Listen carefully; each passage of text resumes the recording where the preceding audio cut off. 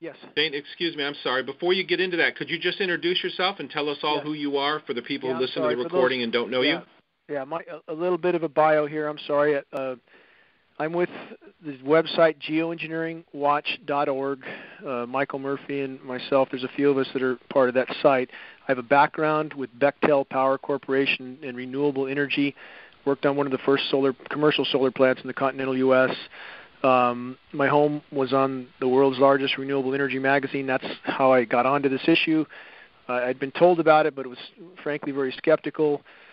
And when I moved to Northern California expecting clean air with a very large, completely off-grid home, and started to lose on some days 50, 60, 70, even 80% of my solar uptake from these intermittent grid patterns, clearly something was wrong. Something was going on in the sky. Quickly came on the subject of geoengineering, and my life has been on hold ever since, over a decade. Prior to this, my area of study and research was climate change and the atmosphere, and that, of course, tailed right into this. And so this is the majority of what I've done for the last 10 years. Not a battle I wanted in any sense, but one I just simply felt if it was not stopped, nothing else would matter. I feel that more than ever today. And if on the temperature anomalies we see, I'm sure everybody's seen these wild swings in temperature, and it's very apparent now they are doing massive manipulation with the jet stream in conjunction with the aerosols. And my conclusion on that, and we can go into Q&A here in a minute because I like that best anyway, but I believe that the planet is in full-blown meltdown. I'm not an Al Gore fan. I'm not a carbon credit fan, but that does not change the reality on the ground.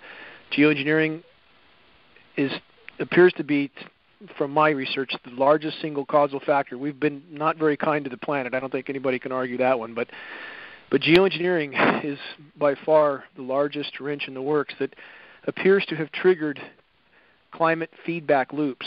One of those feedback loops is methane expulsion, which appears to be completely released or triggered at this point, and that in conjunction with the shredded ozone layer is certainly a result of geoengineering. We are in uncharted territory, and the methane expulsion is not a century-long event. It's not a decade-long event. It happens over the course of a few years, and all available data indicates it's happening now, and this is a global game-changing event. And the paradox is, again, geoengineering appears to be one of the largest single causal factors, the largest causal factor, because geoengineering alters wind patterns along with HAARP, which then alters ocean currents. Now we have ocean currents that used to turn south from the Atlantic before they went into the Arctic. Now they go straight into the Arctic. That's part of the reason the methane hydrates have thawed. Shredded ozone, another reason they've thawed. And so as the methane releases, many people might have heard that methane is 20 times more potent than CO2 as a greenhouse gas. But in fact, that's over a 100-year time horizon. Over a 10-year time horizon, it's over 100 times more potent. So the magnitude of this cannot be overstated. And the reservoir that's releasing in the East Siberian Shelf of the Arctic is massive. And it has the potential to extinguish life on Earth, that reservoir alone. So again, the paradox is the more they spray, the more they apparently feel they have to spray in order to cover up the damage they've already done. It's painting us straight into a corner, but it's all they know how to do. It's all they're geared to do. It's what their money-making bonanza is. So anyway, I feel at this point, and I'll go into Q&A here in a second, that we are really at the apex here, and the temperatures are changing radically. There's temperatures in some places in the Arctic right in the last 30, 45 days that have been 50 degrees above normal. And there's huge swings. There's other areas that have been below normal, like Alaska. But it just depends on where they're ice nucleating, which, if anybody doesn't know what that is, it appears that almost every precipitation event now is being ice nucleated. That's chemical nucleation. It's a chemical process by which snow can be created according to the patents we have, of up to 50 degrees. We see the same thing happening on the ground. Shouldn't be snowing at those temperatures, obviously, but as this nucleation process continues, it appears to cool the air mass below it temporarily. And in Northern California, we had temperatures as low as 20 degrees below some 3 weeks back, not far from where I live. and now we're up pushing 80 degrees. And same thing, Atlanta, a little over a week ago, Atlanta, Georgia was 85 degrees. It snowed 3 days later. People should really question this, obviously. And the nucleation process appears to be their last card. We don't know what's in these chemicals. We're seeing very anomalous snow that stays frozen, and ponds that are packed with this stuff that stay frozen long after freezing temperatures are gone. The chemical nucleation process appears to continue on, actually gassing some of the water out of those ponds. They're doing over Siberia right now, is completely buried in snow.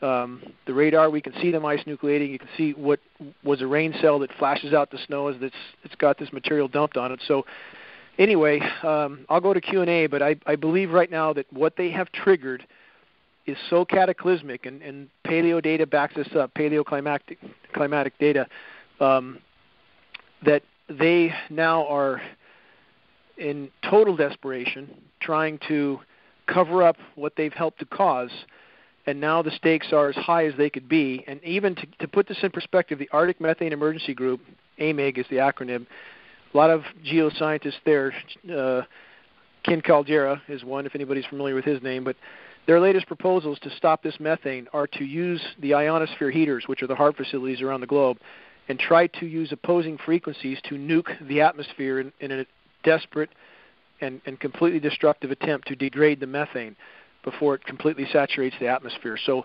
this is total desperation mode, and I think that we're all in for quite a ride from here. But my belief from all my research is that if they don't stop geoengineering, if they don't allow the planet to respond, if they don't allow the hydrological cycle to resume, quit poisoning the boreal forests, quit shredding the ozone layer, if they don't allow the planet to respond on its own, I believe our future looks bleak indeed. Dane, it was just a couple months ago I first heard about the methane issue. I'd never heard that before.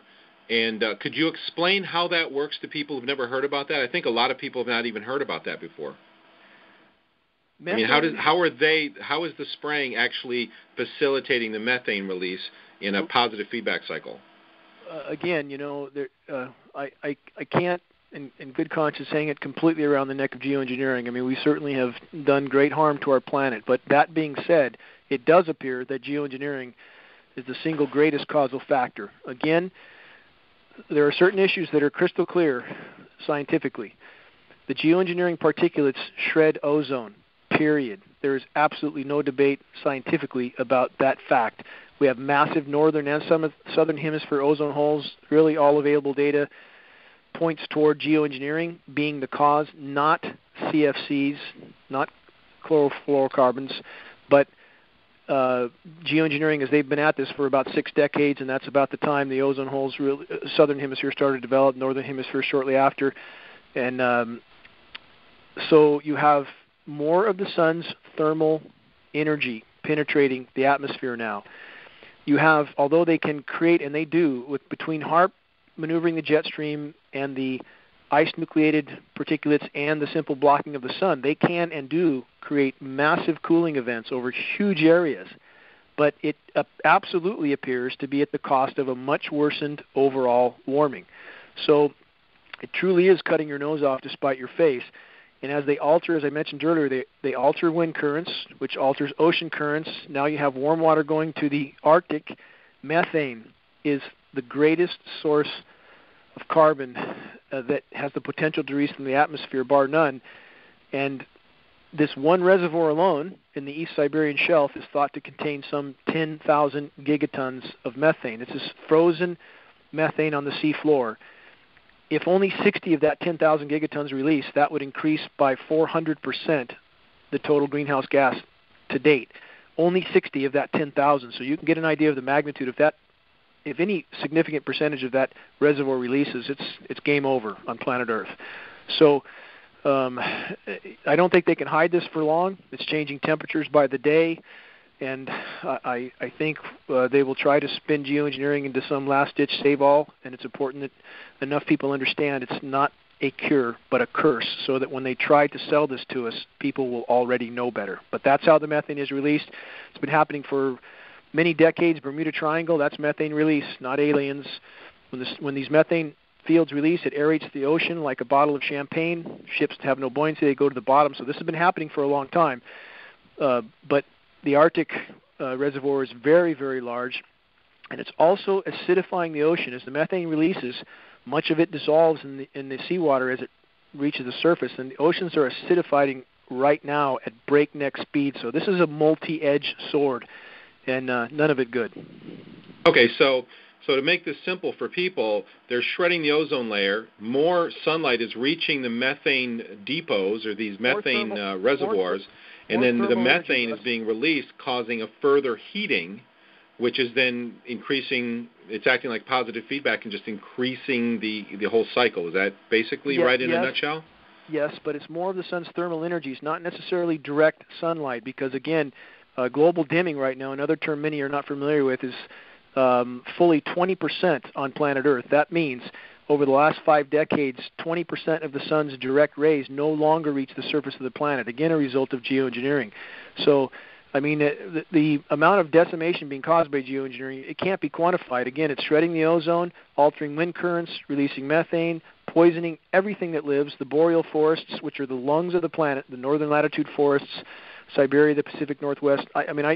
I spent my life in the forest, and it looks absolutely horrific. I just came in prior to making this call, and the devastation is cataclysmic. And so now you have these forests that were the lungs of the planet that were a carbon sink that absorbed carbon. Now they are a carbon source. They're emitting carbon because they are dying.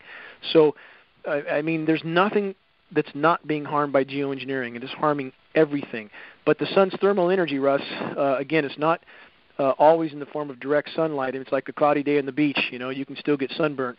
And another part of this feedback loop is the Arctic ice cap. Many people, the global warming debate rages on, and it really should not. Although there is a small section of Antarctica that has, in fact, increased the sea ice slightly, and that we fully believe is from ice nucleation, areas that it did not snow before, did no precipitation because it was too cold. The air didn't contain enough moisture to precipitate. Now it does have enough moisture. It is precipitating, and there's sea ice forming, but that doesn't mean it's getting colder. It's not getting colder. And in the case of the Arctic ice cap, it almost completely imploded this year. Media is not covering this. During most of the melt season, the Arctic ice cap was losing 100,000 square kilometers of surface area a day. Near the end of the ice season, the melt season, it was 130,000 square kilometers a day. It's not expected to last more than 2 or 3 more years. No ice. Again, back to the methane. Instead of the surface of the ice reflecting 90% of the sun's thermal energy, now the sea absorbs 90+% of that thermal energy. So add that increased absorption of sunlight from the open seawater, add the ocean currents that are now delivering warm water, add the increased thermal energy from the sun, from the shredded ozone. Bad mix, bad combination. Methane releases, causes heating, more ice melt, more absorption, positive feedback loop. Very, very clear, easy to understand. All right, let me ask you some hard questions real quick, because I know everybody is asking themselves this, and they respect what you think, and they'd like to know what you think. I think. How long until this process affects every soul on Earth? How long till it's an actual, something that nobody, even the people who are trying to deny most and go on with their lives, have to deal with? Based on the data I see, I don't believe they'll be able to hide this past the end of this year, perhaps not even that long. And I believe that the ramifications from this event are unfolding so rapidly that I feel it's certainly a strong probability that some event might be laid on us to just distract from everything unfolding. You know, maybe they'll start World War III, maybe a false flag event or something. This is purely speculation. I have no knowledge of that, obviously, but based on the ramifications of the imploding environment, and again, to put this in a little more perspective, Russ, the species extinction rate today is somewhere between 100,000% of normal background extinction and 1,000,000% of normal background extinction. That's between 1,000 and 10,000 times normal background. We're losing as much as 200 species a day. We are in the 6th great mass extinction on planet Earth right now, today, and you can't hide that for long. You have fish stocks imploding. 93% of global pelagic fish stocks are now depleted. 93%. Now the bottom of the food chain, mackerel, herring, those are just starting to implode now completely. The previous methane mass expulsion, okay, we have paleo data to go on here. From 55 million years ago, the PETM event, Paleocene-Eocene thermal maximum, was a methane mass expulsion event. And it's felt that there was about, it depends on what model, what study you look at, but as much as 70% terrestrial extinction and perhaps over 90% ocean extinction. So, this is no joke, and it's going to change. But again, if they stopped geoengineering, that is our best chance. They can only hurt the Earth's climate systems that are trying to compensate for what's happening. But when they seed the atmosphere, they stop cyclonic rotation, they stop ozone regeneration, they thwart the hydrological cycle, they poison what rain that does fall. It's doing nothing but harm. Geoengineering needs to stop. You said a word about the docks. Pelagic, is that what you said? Pelagic fish populations. Those are the greatest food stock fish. The tuna, the mackerel. Those are pelagic fish. Okay, so we're losing that on a massive scale right now. They're 93% depleted globally already. 93%. I mean, the only reason they catch anything is because their fishing methods are so incredibly sophisticated. But you have the ocean acidifying at the same time, in addition to Fukushima radiation and 1,000 other things. But ocean acidification is happening perhaps 1,000 times faster than the PETM event I just mentioned 55 million years ago. So we are on a jet engine ride to a whole new reality. And again, I know my message is very dire, my conclusions are very dire, but first it has to matter to us to try to raise awareness on this. For every single individual we reach, that has to matter in and of itself. That makes the effort matter. And two, no one can say how this will unfold. No one. And again, our best bet by far is for the planet to be allowed to respond, for people to understand what's happening, and not for these completely clinically insane people to fly untold thousands of jets around day in, day out, and completely thwarting all of Earth's life support systems. And that's exactly what they're doing. Yeah, I have to say that I agree with I know there was just speculation about probably they may have a distraction or false flag or something that will distract everybody. That's putting all the pieces together. I have to agree with that speculation that's probably what they're going to do. Now, so by doing chemtrails, by doing this so-called geoengineering, it sounds like they're obviously making the problem worse.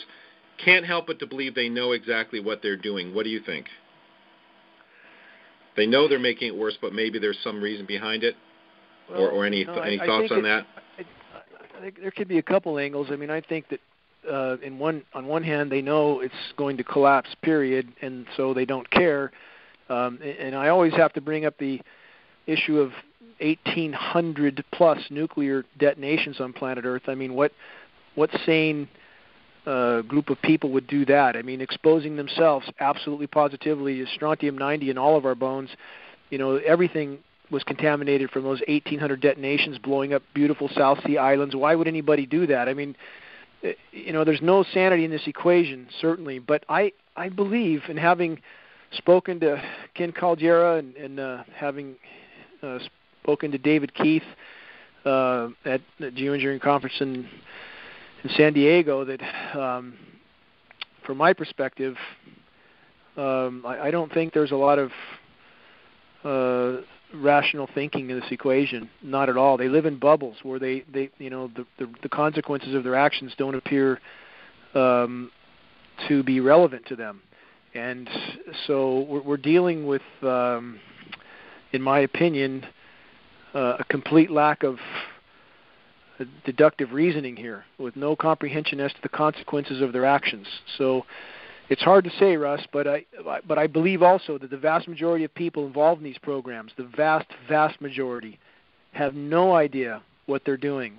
They are being told they're doing something that's going to save the planet, something benevolent, something necessary, and those are the people we need to reach. Those are the people who need to understand that they are sucking the noose around their own neck along with the rest of us. And I would hope that once they realize that, they would refuse to participate in this insanity. Yeah, agreed. You had mentioned, we can go to Q&A in just a second, but a couple questions I've heard from a lot of people. We keep seeing this pattern of everything is dying. I had 4 different vegetables die off during 2 weeks of intense spraying this summer. I have a garden. I've learned gardening in the last 3 weeks, which I love. And all of a sudden, 4 different vegetable types they all died. And it came right with 2 weeks of spraying. You just mentioned you came in with you're working with a dozer. You're seeing the decimation of forest. What are you seeing with the plant life there, and how is that going to play into this? Again, the geoengineering is the elephant in the room. It's the main cause of decimation in many, if not most, forested areas right now. Back to the species extinction, as much as 200 species a day going extinct. This is the important factor of this. It is thought that 70 to 80% of those extinctions, plant and animal, are fungally related. So when you poison the soils, when you saturate them with bioavailable, toxic, deadly heavy metals, you kill the soil microbes. You kill the life of the soil. And what moves in when there's a clean slate? Fungus.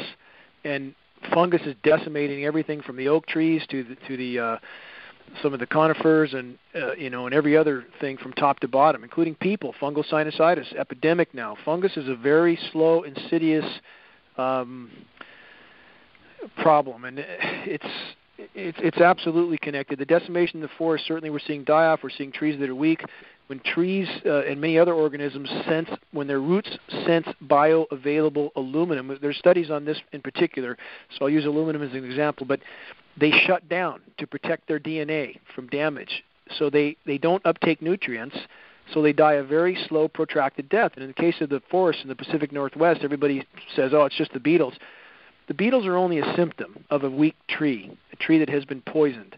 So, all roads lead back to geoengineering. Again, if they had not been doing this for 60 years, I believe we would be in exponentially better shape. Now, it doesn't mean that we haven't damaged the planet. Again, any notion that that has not occurred is just not looking at reality. But geoengineering, I believe, the biggest single causal factor, and if they had never started this, I believe we would be in a much better position. But as it sits right now, we are in free fall to an unknown reality. Okay, and you mentioned the biologically available aluminum. Now, soils naturally have a lot of bauxite, which they get aluminum from through manufacturing process. But that's completely different because that doesn't affect the plants the same way newly introduced free biologically available aluminum does. Is that correct? That's completely correct, because this comes up so many times from these geoengineering disinformation sites and people, and that aluminum is 8% of the Earth's crust, and it is. But aluminum does not exist in the environment in free form, period. Always bonded to other elements, not bioavailable. It certainly doesn't blow around in the wind as they have tried to claim. When I first dove into my research here, I talked to a hydrogeologist, one of the first people I talked to, and he was aghast at the aluminum reading I had in my rain, and said, you shouldn't have anything, even 1 part per billion in your rain unless you live next to an Alcoa factory. Those are his words exactly. My first test in the rain was 7 parts per billion of aluminum, already very high considering where I live. Subsequent tests over the next 6 years rose as much as almost 50,000% from that already high reading to 3,450 parts per billion in a single rain event. I mean, this is highly toxic rain. Snow, where this aluminum accumulated off the side of Mount Shasta, has been measured as high as 61,000 parts per billion. And nobody's talking, and people know, Russ. I mean, I've talked to NOAA scientists 6 months ago off the record. They absolutely know. I I just had another meeting with the environmental waste in Northern California. They have, tests from the Sacramento River that are spiking in aluminum, but they're afraid to say anything. And it's like, everybody's worried about their 8-to-5 job while we're all sinking at breakneck speed into total extinction, literally. So I hope if we can reach critical mass, and academia knows. I mean, I don't think there's a meteorologist out there that doesn't know this is going on, or a biologist that's involved with any type of forestry issue. And if we could just break the dam, I think it would break from 100 different directions. Okay, can you hear me now? Yep, gotcha. Sorry about that. Go ahead. Who do we contact? It seems almost impossible, You can't get the legislators or senators to do anything. You can't, what should be our next step once we're aware and, wanting to fight it? Extremely important question. And I would say this. Legislatively, we will never get anywhere. The system's bought, sold, paid for. They've been setting it up for this for many decades. I think they truly believe they could carry this on indefinitely. That could not be further from the truth. So the entire system is rigged not to show these particulates. So we need to reach the people and not waste our time with agencies. And everybody can do that from their own home computer. Find groups that would care if they only had a clue. Farm groups, environmental groups, ADD, Alzheimer's, autism. Some of the big fishing organizations are wondering why their streams are all dying. The list is almost endless of people that would care if they had a clue. Get credible data. Send them a credible email with a couple good articles. I call these flaming arrows. We all need to be shooting these flaming arrows from our home computer. Journalists that focus on environmental issues to, but something very thought out, credible article. Cite for more data. GeoEngineeringWatch.org. Our site is one site. Even get an address and put an article or two in there. That doesn't cost much to do. And we all, since there's so few of us, the best thing we can do is to try to start these spot fires with people who are absolutely personally being horrifically affected and would care if they really got it, if they really accepted this was going on. And to add to that, I would say they will no longer have the option of denying this, because I don't think this lump will fit under the rug much longer. So even if it doesn't start an immediate fire, it'll smolder there, and when they start to see everything imploding around them, I believe those seeds will find fertile ground. So we can all, if there's an organized campaign to locate groups, organizations, and individuals that would care, journalists, if they knew, and send out data. Just keep sending it out, and mail films, make copies of Murphy film at 25 cents a copy for a DVD or 50.